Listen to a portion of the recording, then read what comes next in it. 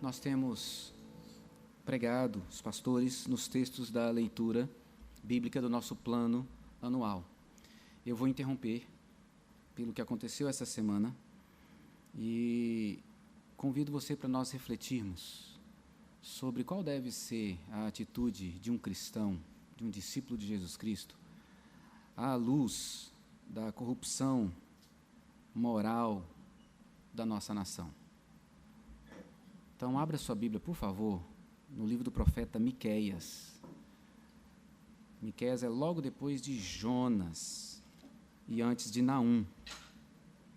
Não é um livro muito lido, mas, se você não sabia, ele existe e está aí na sua Bíblia. Miqueias, capítulo 7. Eu vou fazer a leitura dos versos de 1 a 7. Peço que você fique com a sua Bíblia aberta, porque nós vamos olhar outros textos em Miqueias.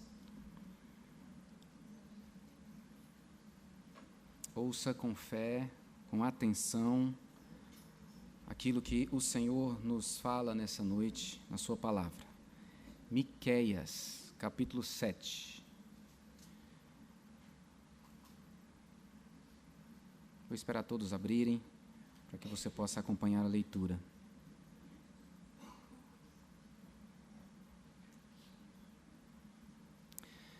Miqueias, capítulo 7, a partir do verso 1.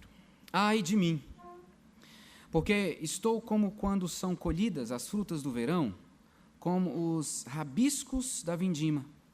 Não há cacho de uvas para chupar, nem figos temporãos que a minha alma deseja.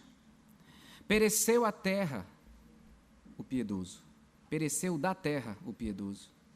E não há entre os homens um que seja reto. Todos espreitam para derramarem sangue, cada um caça a seu irmão com rede. As suas mãos estão sobre o mal, e o fazem diligentemente. O príncipe exige condenação, o juiz aceita suborno, o grande fala dos maus desejos de sua alma, e assim todos eles juntamente urdem a trama. O melhor deles é como um espinheiro. O mais reto é pior do que uma sebe de espinhos. É chegado o dia anunciado por tuas sentinelas, o dia do teu castigo. Aí está a confusão deles. Não creais no amigo, nem confieis no companheiro. Guarda a porta de tua boca aquela que te reclina sobre o teu peito. Porque o filho despreza o pai. A filha se levanta contra a mãe, a nora contra a sogra. Os inimigos do homem são os da sua própria casa. Eu, porém, olharei para o Senhor e esperarei no Deus da minha salvação. O meu Deus me ouvirá. Glória a Deus. Amém. Miqueias significa quem é como Jeová, profeta de Deus, entre os anos 737 aproximadamente a 690 a.C. Ele profetiza tanto para o reino do sul quanto para o reino do norte, tanto para Israel quanto para Samaria, tanto para Judá quanto para Israel. A palavra do profeta era aquela que ele recebia do próprio Senhor para anunciar a mensagem de Deus. Ele recebia diretamente de Deus a mensagem que seria anunciada ao povo. Miqueias foi um profeta com uma mensagem dura, meus irmãos. Durante um período em que todo o povo de Deus se encontrava distante, servindo falsos deuses, totalmente corrompido pela cultura à sua volta, não muito diferente do período de Juízes. Miqueias anuncia o juízo de Deus a essas duas nações, tanto a de Judá quanto a Israel. Judá, o reino do sul, Israel, o reino do norte. A sua explicação para a situação espiritual desses reinos está na prática do pecado. Vocês me abandonaram, diz o Senhor, por isso vocês serão corrigidos. Então, Miqueias prega o arrependimento. Voltem-se para Deus, e Ele perdoará o pecado de vocês. Mas o povo não queria saber. A situação dos dois reinos era muito parecida. Os dois haviam crescido ao máximo em termos econômicos. Só que esse crescimento não trouxe prosperidade para todos. Uns tinham muito, outros tinham pouco. Havia muito pobre. A renda estava concentrada nas mãos de uma elite insensível. O povo, então, gemia por causa das dificuldades enfrentadas. A justiça estava corrompida. Os líderes pensavam em si mesmos. Os sacerdotes, aqueles que deveriam cuidar espiritualmente do povo, eram hipócritas e iludiam o povo. Os dois reinos estavam se destruindo por causa do distanciamento de Deus e da sua verdade. Em 722, cai Samaria por causa do pecado. É o primeiro reino a cair. Eu pergunto para você, o que tem provocado tamanha desordem no Brasil dos nossos dias? É a mesma coisa. O afastamento de Deus e das suas verdades.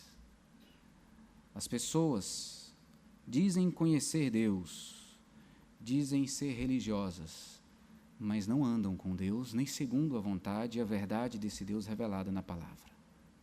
Por isso, temos visto o que vemos. E o texto lido, meus irmãos, é uma abertura do coração de Miqueias. Miqueias abre o seu coração e apresenta o seu lamento diante da sociedade em que ele vive. A cultura à sua volta vivia desse jeito, e ele diz, ai de mim, estou no meio desse povo. Talvez o seu espírito, o seu coração, sua mente, experimente a mesma coisa que Miqueias testemunha aqui. Quando nós ouvimos essas novas notícias essa semana, como que você reagiu?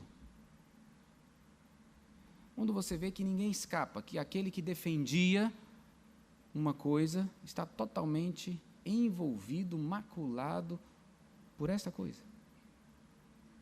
Quando você olha para a realidade, você tem esperança em quê? Eu espero que você não continue alimentando esperança em um novo líder, em um novo presidente, em um novo congresso. Isso acontecerá a partir da graça de Deus, mas não é aí que eu e você devemos colocar a nossa esperança e a nossa segurança. O quadro descrito por Miqueias é terrível. Eu queria que você acompanhasse esses versos comigo antes de eu destacar aqui o que é que nós precisamos fazer como discípulos de Cristo. Vamos pensar no quadro. Primeiro é apresentado o sofrimento de Miqueias, a sua infelicidade, uma profunda angústia, que é expressa pelas palavras do verso 1. Eu estou, quando são colhidas as frutas do verão, não há cacho de uvas para chupar, nem figos temporãos que a minha alma deseja. Ele tem apetite, ele tem fome, mas não tem alimento. E que é o momento da colheita. Ele se sente frustrado, uma sensação imensa de vazio e não encontra resposta para isso. Verso 2, ele diz que o seu sofrimento é por causa de algo que está muito claro e notório. Não tem um justo na terra. Não tem um. Pereceu da terra o piedoso, não há entre os homens um que seja reto. E pior, todos espreitam para derramarem sangue, cada um caça a seu irmão com rede. Há uma tocaia, uma espreita para se praticar crime. As lideranças, os governantes, querem suborno. Verso de número 3. As suas mãos estão sobre o mal e o fazem diligentemente. O príncipe exige condenação, o juiz aceita suborno. O grande fala dos maus desejos de sua alma e todos eles se ajuntam e urdem a trama. Qualquer semelhança não é mera coincidência. A justiça é corrupta, sempre favorecendo os poderosos que pagam. Há conchavo entre os poderosos. Todos se reúnem. O comentário da Bíblia de Estudo Almeida para essa expressão eles juntamente urdem a trama. Diz que no hebraico a expressão ela é difícil de ser traduzida, então poderia também ser traduzida por perverteram toda a cidade. O que mostra mesmo a realidade do livro de Miqueias. Meus queridos, quando a justiça se corrompe, o homem comum perde toda e qualquer expectativa e esperança terrena. Se até a justiça se corrompeu, vai se esperar em quê? O mal era muito bem planejado, orquestrado. É o que o texto diz para a gente. Verso de número 4. O melhor homem que se pudesse enxergar ou encontrar é como um espinheiro. Agora, o que tem de bom no espinheiro?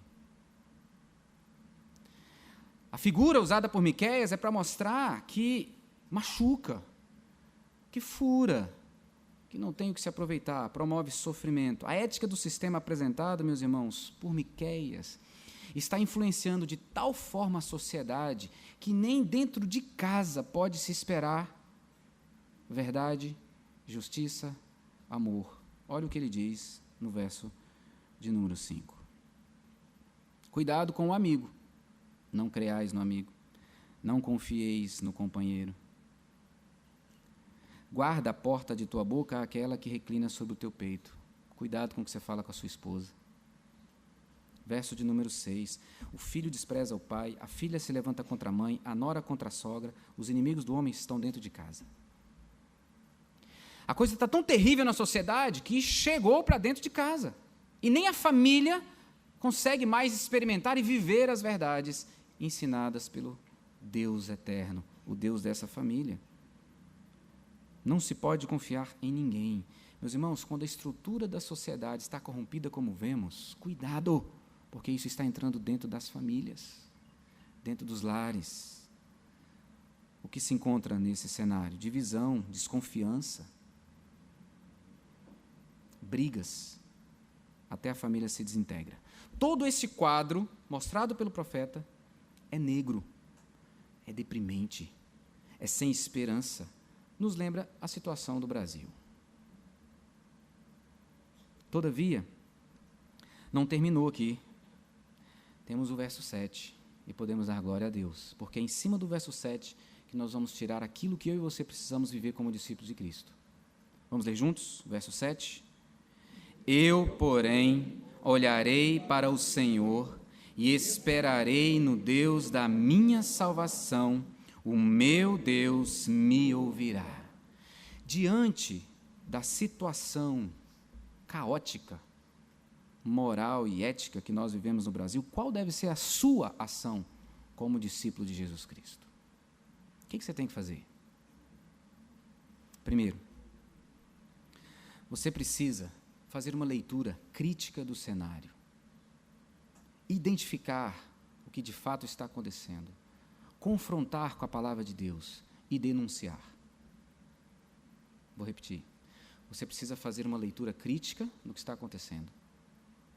Você precisa confrontar, quando você entende isso, confrontar com a palavra de Deus e denunciar aquilo que está contrário à palavra de Deus.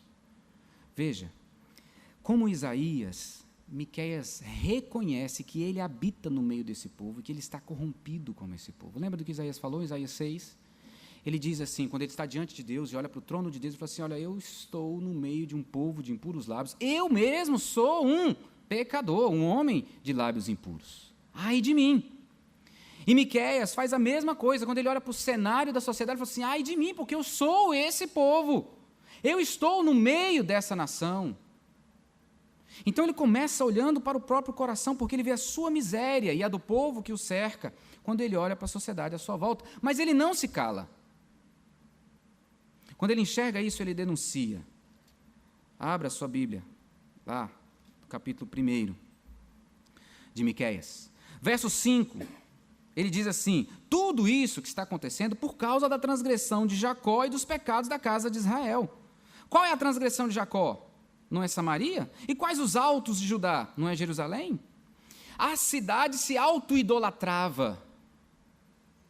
A nação se auto-idolatrava. Somos bons.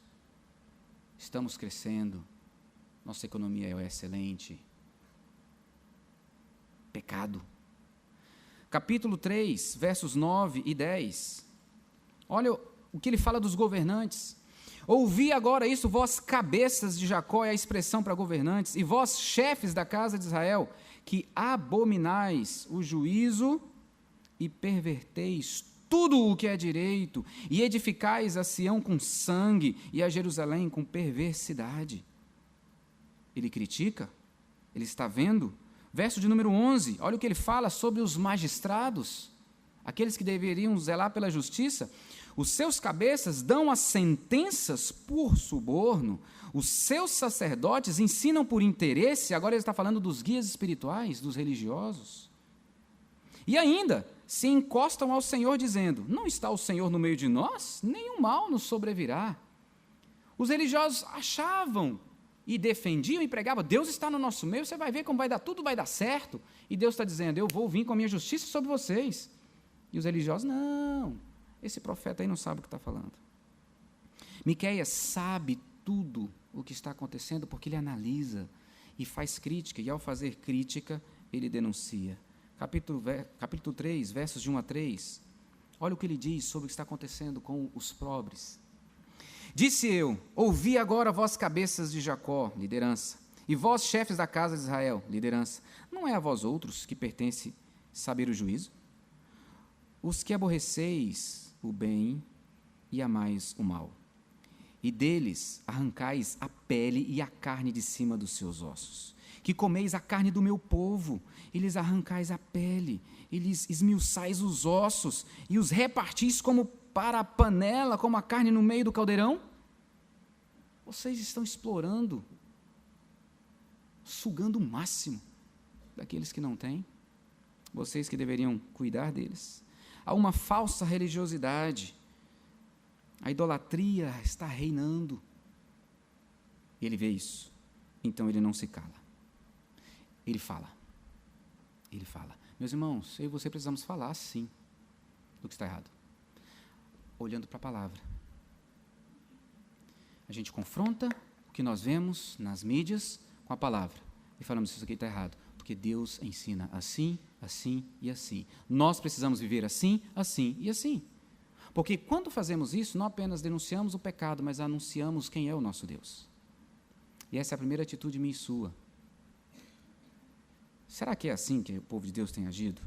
Eu tenho visto tanta coisa horrível, porque não é assim, a gente vê irmãos se degladiando por defender partido A, partido B, líder A, líder B, a gente vê as pessoas trocando acusações, palavras duras, de boca, que deveriam sair palavras que edificam e transmitam graça, saem palavras de morte, palavras que denigrem. Meus irmãos, isso chegou dentro da igreja, como Miqueias vai falar que chegou dentro da família. A primeira atitude minha e sua, faça uma leitura crítica olhando para a palavra, por isso que você precisa ler a palavra. A gente está vendo Miqueias, não chegamos ainda em Miqueias, estamos lendo 2 Samuel, mas é essa palavra que vai trazendo para nós como enxergar o que está à nossa volta e a vontade de Deus. É preciso fazer uma crítica correta para que o nosso coração conheça até mesmo as nossas atitudes. Como você tem reagido diante disso? Segunda coisa, o verso 7 que nós lemos. Eu, porém, quando ele coloca o porém, é porque ele está dizendo, olha, tudo que eu já disse até agora poderia me encaminhar para um lugar de desesperança, poderia me levar para uma confiança nos homens. Eu, porém, eu jogo tudo isso do lado de fora, porque eu olharei para o Senhor. Enquanto eu e você olharmos para o mundo à nossa volta e as circunstâncias que nos cercam, nós vamos ser tomados por desespero, por desesperança. Se Miqueias tivesse olhado para tudo isso, continuado com o olhar fixo nisso, ele não poderia jamais afirmar o que ele afirmou aqui. Então, quando ele para de olhar para tudo isso que ele relatou, ele faz uma leitura crítica e entendeu. Aí ele para, ele tira o olhar disso e põe o olhar em Deus. Eu olharei para o Senhor. O Senhor é Yahvé, o único e verdadeiro Deus, o Criador de todas as coisas. Aquele que é o dono da história, aquele que controla a minha e a sua vida.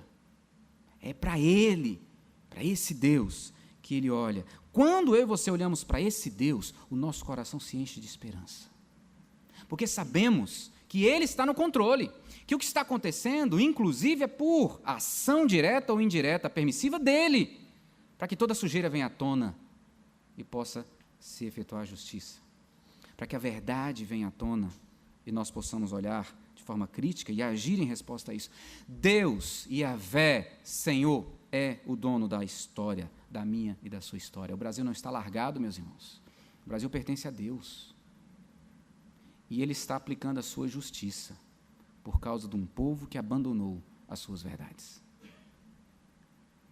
Miqueias diz para mim e para você que nós precisamos olhar para Deus. Depois que nós olhamos para a realidade, então agora nós olhamos para Deus e colocamos o nosso foco nele.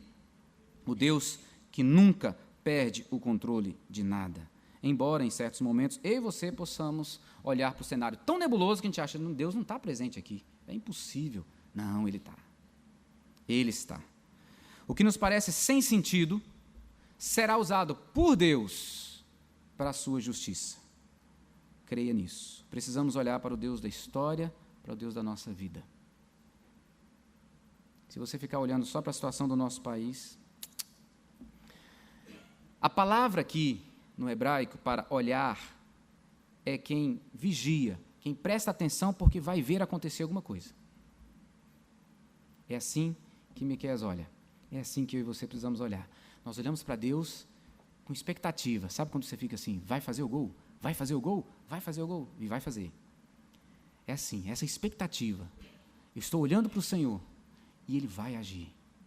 Ele vai responder, porque Ele é o dono da história e essa é a vontade dEle. É uma postura, esse olhar, de quem tem fé. De quem espera naquilo que não se vê.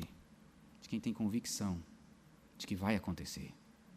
Por causa de Deus, não por causa do ser humano. Se ficarmos apenas olhando para a violência, para o relativismo, para o materialismo, para a inversão dos valores, para a pornografia, inundando os lares, para a homossexualidade, busca desenfreada pelo prazer, por tudo o que você vê na nossa sociedade, porque olhar só para isso, você está perdido. Você precisa olhar para isso, fazer a crítica, olhar o que a palavra ensina e olhar para Deus. Aí o seu coração se enche de esperança, porque a sua segurança está nele, que te salvou, te redimiu, para te dar uma nova vida. Estamos de passagem aqui, meus queridos. Ter segurança não é questão de ausência de dificuldades, de conflitos. Ter segurança, meus irmãos, é quando a gente focaliza o olhar na pessoa certa. Não nos problemas, não nos homens, em Deus. Então, sua segunda atitude é olhar para Deus nessa postura de quem vai vê-lo agir. Fé. Precisamos ter fé. Terceira coisa. Eu, porém, olharei para o Senhor e esperarei no Deus da minha salvação. O meu Deus me ouvirá. Por que Deus vai ouvir? Vai ouvir o quê? Miqueias vai interceder. Miqueias é um homem que está intercedendo a Deus pela nação. Talvez fazendo a oração de Davi. Salmo capítulo 12, versos 1 e 2. Olha só a salvação de Davi. Se não é uma oração de Davi, se não é a minha e a sua, se não deve ser a minha e a sua oração, marca lá na sua Bíblia, Salmo 12, 1 e 2.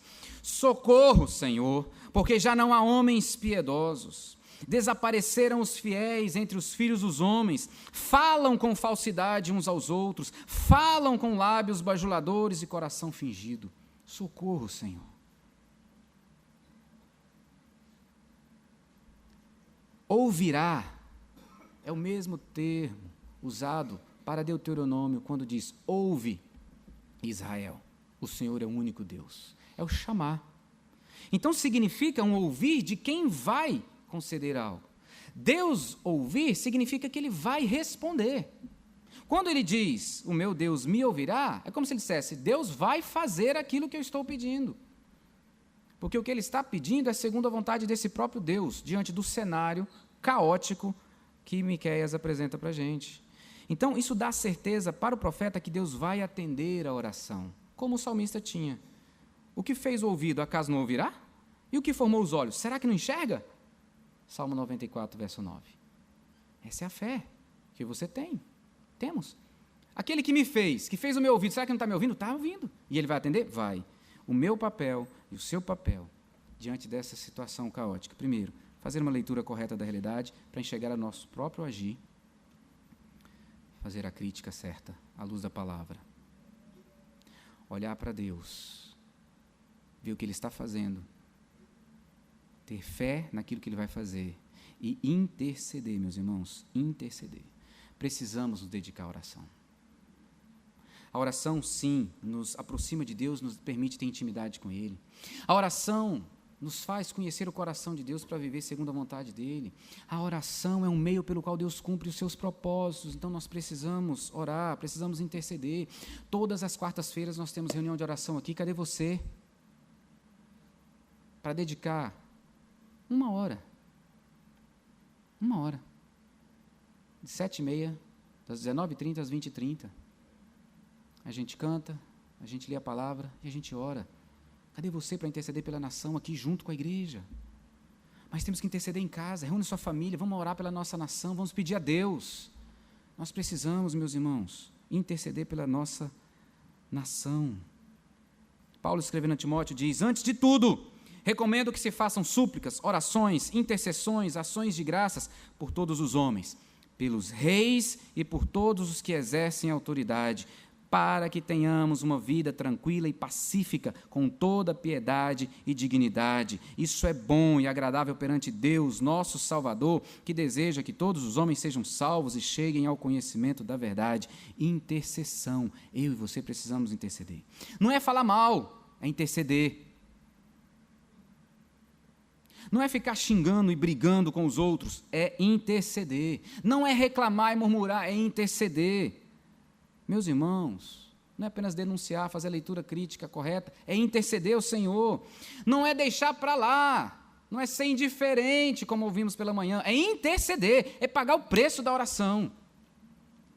Porque só Deus pode mudar a realidade da nossa nação. E Ele só vai fazer, meus irmãos, quando eu e vocês, quando nós pedirmos aquilo que está no coração dEle. Porque a oração é um meio pelo qual Ele usa para cumprir os seus propósitos. Ora, é para esse fim que labutamos e nos esforçamos sobremodo, porquanto temos posto a nossa esperança no Deus vivo, Salvador de todos os homens, especialmente dos fiéis. Paulo escrevendo a Timóteo, capítulo 4, verso 10. Quarto lugar, e último, nós precisamos fazer a leitura correta, precisamos olhar para Deus, esperar nele, confiar nele, precisamos interceder. Mas veja aí, eu porém olharei para o Senhor e esperarei no Deus da minha salvação. O que significa esperar no Senhor? Significa esperar num Deus que não falha. Significa que você está vendo o que está acontecendo, que você tem fé naquilo que vai acontecer, que você está intercedendo para ver acontecer e que você está esperando aquilo que vai acontecer. O esperar é aguardar pela resposta do Deus fiel. Nós somos muito hábeis em agir com as próprias mãos, querer resolver do nosso jeito e não esperar. Somos impacientes para esperar as coisas acontecerem segundo a vontade de Deus. E a gente faz besteira, muitas vezes. Então, essa espera não é uma espera qualquer, é uma espera no Deus que age para a nossa salvação. E esse detalhe é importante. Esperarei no Deus da minha salvação. Você é salvo em Cristo Jesus? Ele moveu céus e terra para te salvar, para te redimir. Ele matou o próprio Filho na cruz, para que você pudesse crer nele e confessá-lo como seu Senhor e Salvador. Você tem certeza da vida eterna porque creu em Jesus Cristo? Esse é o Deus da sua salvação. Deus fez tudo isso. É nesse Deus que você confia. É nesse Deus que você espera. Porque Ele não fez isso porque você pediu ou esperou. por você mesmo. Ele fez isso por pura graça. Pura graça. Você foi alcançado pelo Senhor, arrancado do inferno por causa da graça. É nesse Deus da salvação de Miqueias, é nesse Deus da minha salvação, da sua salvação que nós esperamos. Então não é qualquer Deus, é no Deus que já fez por você. Esperamos em Deus, o Criador e sustentador, não em homens. Se o meu povo, que se chama pelo meu nome, se humilhar e orar, me buscar e se afastar dos maus caminhos, dos céus eu ouvirei, perdoarei o seu pecado e curarei a sua terra. Precisamos buscar e esperar no Senhor. Meus queridos, sabe por que eu e você podemos esperar? Vamos ler juntos os versos 18, 19 e 20. Versos 18, 19 e 20. Do capítulo 7. Diz assim a palavra do Senhor. Quem, ó Deus, é semelhante a ti, que perdoas a iniquidade e te esqueces da transgressão do restante da tua herança? O Senhor não retém a sua ira para sempre, porque tem prazer na misericórdia. Tornará a ter compaixão de nós, pisará aos pés as nossas iniquidades e lançará todos os nossos pecados nas profundezas do mar. Mostrarás a Jacó a fidelidade e a Abraão a misericórdia, as quais juraste a nossos pais desde os dias antigos. Glória a Deus. É por isso que eu e você podemos esperar, por isso que eu e você temos que interceder, é por isso que eu e você olhamos para Ele, é por isso que nós temos condições de fazer a leitura correta da nossa realidade. Deus não retém a sua ira para sempre, Ele ama perdoar, Ele ama exercer misericórdia para aqueles que se arrependem, para aqueles que reconhecem o seu pecado, para aqueles que se dobram diante dEle. Então eu e você precisamos pedir a Deus para que isso aconteça. Deus mostra o seu amor e graça, meus irmãos. E a igreja é o reflexo desse caráter santo de Deus no mundo. O que eu e você estamos fazendo como discípulos diante da situação caótica do nosso país? Bem, há esperança. Ainda bem que Miqueias não terminou no verso de número 6. Ele escreveu 7 e terminou a sua carta profética com essas palavras. O Deus de misericórdia, o Deus da graça está agindo. O juízo de Deus nunca é anunciado sem que a graça seja oferecida. O juízo de Deus nunca é anunciado sem que a graça seja oferecida. É um novo tempo no Brasil. Nunca vimos tanta sujeira. O juízo está sendo feito. A graça está sendo anunciada. Eu e você anunciamos essa graça, para que as pessoas possam se dobrar e colocarem a sua esperança no único e verdadeiro Deus. Jesus Cristo é a resposta ao juízo de Deus. Jesus Cristo é a graça que veio. Porque um povo como esse, que não consegue enxergar o seu pecado, um povo como da nação brasileira, que não consegue enxergar o seu pecado, só pode ser resgatado por causa da graça que alcança e faz enxergar, como um dia aconteceu comigo e com você. Mas, se vocês não fizerem isso, estarão pecando contra o Senhor, e estejam certos de que vocês não escaparão do pecado cometido. Números 32, 23. Precisamos, queridos, da ação do Espírito Santo sobre as nossas vidas, para a restauração, a começar em nós, da nossa sociedade, corrompida porque abandonou. A restauração da nossa nação, assim como foi em Israel, no tempo de Miqueias, depende unicamente da manifestação da graça de Deus perdoando o povo, a partir de sua iniciativa soberana. O que me cabe, então? O que cabe a você? 1. Denunciarmos tudo o que é contrário à palavra de Deus, indignados, angustiados, não aceitando, Não temos que aceitar, porque todo mundo faz assim, todo mundo vive assim, já está natural, já está normal. Não. Nós denunciamos tudo que é contrário à palavra de Deus e mostramos a nossa indignação por causa do que é contra a palavra de Deus. Nós devemos olhar atentamente para o Deus da nossa salvação, o único que pode mudar essa realidade. Nós precisamos interceder continuamente para que haja mudança na nossa vida, no nosso coração, no nosso testemunho e mudança na vida daqueles que estão agindo como estão agindo, que você tem visto. E nós precisamos esperar, pois Deus está agindo. Deus está agindo. Deus está agindo. Espere nele, porque Ele está respondendo às nossas orações. O que é que Deus espera de mim e de você, meus irmãos, nessa noite? Essa talvez não tenha sido a palavra que você desejasse ouvir nessa noite, mas é a palavra que Deus trouxe para mim e para você. Precisamos responder a essa situação caótica do nosso país à luz da palavra de Deus. Feche os seus olhos. Vamos orar. Talvez você esteja aqui nessa noite e você ainda não desfruta da presença de Jesus na sua vida como Senhor. Ele não é Senhor sobre a sua vida. Você é que é Senhor da sua própria vida. Você vive do jeito que você quer, do jeito que você acha que está certo. E essa palavra incomodou você, porque você entendeu que não consegue vencer os seus próprios pecados. É porque Deus está dizendo para você que você precisa de Cristo, que é a resposta dele a essa situação terrível que você se enfrenta. Você se encontra. O caminho é confessar Jesus, entregar sua vida a Cristo, reconhecer que somente Ele é Senhor sobre todas as coisas. Ele é o dono da história da sua vida. Então você reconhece seus erros, seus pecados e se coloca diante dele. E diz: Jesus, toma conta da minha vida, guia os meus passos. Eu quero fazer uma leitura correta do mundo à minha volta, ver o que está contrário à tua vontade.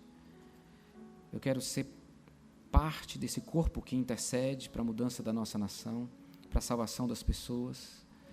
Eu quero ser alguém que olha para o verdadeiro Deus e que espera nele a resposta. Se você fez essa oração, sinceramente, saiba que Deus te concede gratuitamente vida eterna em Cristo Jesus. E eu queria que você me procurasse depois do culto. Deus, em nome de Jesus, nós reconhecemos, sim, somos pecadores e tantas vezes indiferentes à realidade do nosso país, da nossa nação, no que diz respeito a agirmos como verdadeiros discípulos de Jesus. Às vezes não somos indiferentes, achamos que não somos indiferentes quando nós brigamos, reclamamos, falamos mal desse, daquele, fazemos piadinha, trocamos mensagens nas redes sociais, mas isso só reflete a nossa indiferença com o que diz respeito à vontade do Senhor para a nossa nação. Liberta-nos de nós mesmos e de uma visão corrompida, maculada, contaminada, influenciada pelos ditames desse mundo. Encha-nos da Tua palavra, para que ela molde o nosso agir, o nosso interceder, o nosso criticar, denunciar a realidade à nossa volta. Precisamos do Senhor. Temos convicção, Pai, de que não viveremos o céu aqui na terra, mas o Senhor nos diz que é para viver o Evangelho e sinalizar o Teu reino enquanto aguardamos a volta de Jesus. É para intercedermos pelas autoridades, para vivermos vida mansa e tranquila aqui, enquanto aguardamos a volta de Jesus Cristo. Então, desperta-nos. Queremos sair dessa noite aqui, ó Pai, tomados por essa graça maravilhosa do Senhor que nos constrange para agirmos assim. Não vamos fazer isso aqui porque confiamos em nós mesmos, mas porque amamos o Senhor, porque descansamos na Tua graça. Tu és o nosso Deus, Tu és o nosso Senhor, e somente a Ti, ó justo Deus, nós queremos servir. Oramos, Pai, em nome de Jesus, para a glória de Jesus, confiados na ação de Jesus. Amém.